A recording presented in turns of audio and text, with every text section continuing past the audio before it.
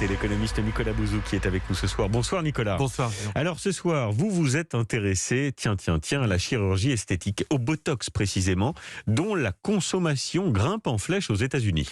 Oui, mais j'ai vu ça dans la presse américaine. Il y a pas mal d'articles qui sont sortis ces dernières semaines pour expliquer en effet que la consommation de Botox augmentait, qu'il y avait une demande très forte de chirurgie esthétique. On voit aussi que les salles de sport, là où la situation sanitaire est meilleure, mais se remplissent à nouveau et elles sont même plus remplies qu'avant la crise en réalité.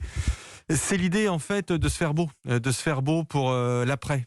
Vous vous souvenez, après les 2 derniers déconfinements en France, on avait vu des queues qui se formaient devant les magasins de vêtements. Donc il y avait aussi cette idée, au fond, de rattraper le retard perdu en matière de rencontres et de socialisation. Et il paraît qu'il y a aussi l'effet FaceTime et Zoom. On s'est beaucoup vu, on s'est beaucoup regardé pendant ces confinements. Et du coup, voilà, on se trouvait un petit ride par-ci, une petite ride par-là.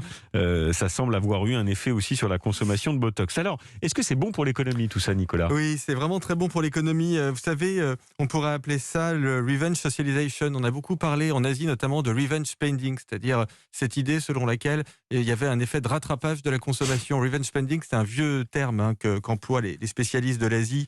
On avait vu ça après la révolution culturelle, quand on avait commencé à libéraliser l'économie chinoise. Eh bien, les consommateurs chinois voulaient se venger en quelque sorte de la violence maoïste. Alors, ils voulaient se venger d'ailleurs avec un acte de consommation qui était plutôt pacifiste, et il y avait une surconsommation en réalité. Donc, c'était vraiment cette idée de l'acte de consommation militant, mais pour rattraper quelque chose qui avait été perdu.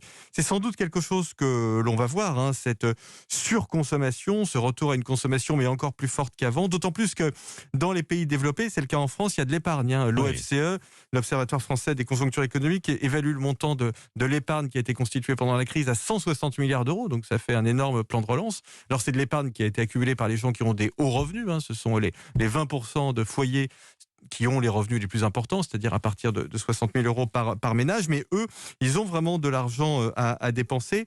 Et je parlais de revenge socialization et pas simplement de spending, c'est-à-dire vraiment de retour des rencontres et du rattrapage du temps perdu en matière de socialisation et de rencontres, parce que ce que l'on voit aussi dans les pays qui ont rouvert, c'est un boom de la fréquentation des événements. Vous avez évoqué dans le journal Roland-Garros. Oui. C'est peut-être ce que l'on va observer, je l'espère en tout cas, à Roland-Garros.